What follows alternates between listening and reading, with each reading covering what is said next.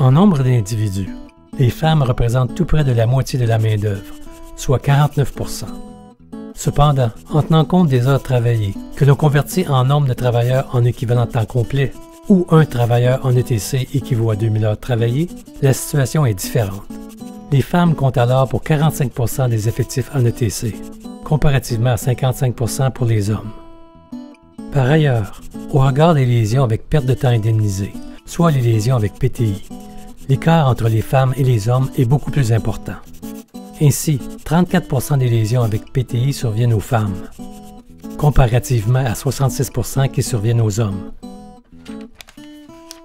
L'analyse du taux global de fréquence-gravité, selon le sexe, montre que les hommes ont une moyenne de 3,2 jours d'indemnisation par travailleur ETC, comparativement à 2 jours pour les femmes.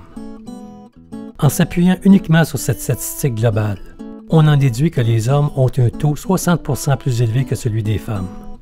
Toutefois, la prise en compte de la catégorie professionnelle mène à un constat différent.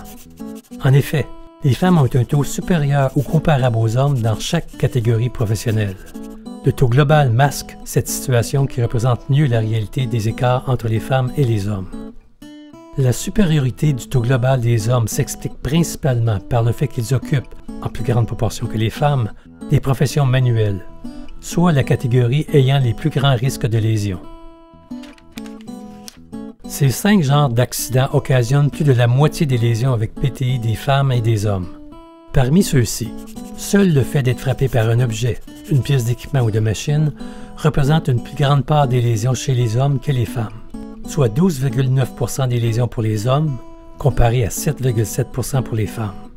Parmi les 4 autres genres d'accidents, les chutes au même niveau ou le fait de glisser et trébucher sans tomber représentent 17,5% des lésions chez les femmes, comparativement à 12,4% pour les hommes. C'est le genre d'accident où l'écart entre les sexes est le plus prononcé. Les 3 autres genres d'accidents les plus importants, en valeur relative, sont les efforts excessifs en soulevant et lors d'autres mouvements, et les réactions du corps autres, soit en marchant, en courant, en s'assoyant ou en station debout. Les troubles musculo-squelettiques représentent 43% des lésions avec PTI chez les femmes, comparativement à 35% pour les hommes. À l'inverse, les accidents traumatiques sont, en proportion, plus importants chez les hommes, soit 65% de leurs lésions, comparativement à 57% pour les femmes.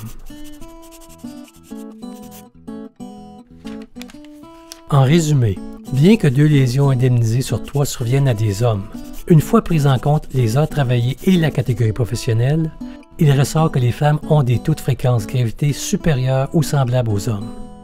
De plus, la répartition des lésions avec PTI selon les types et caractéristiques de lésions est différente pour les femmes comparativement aux hommes.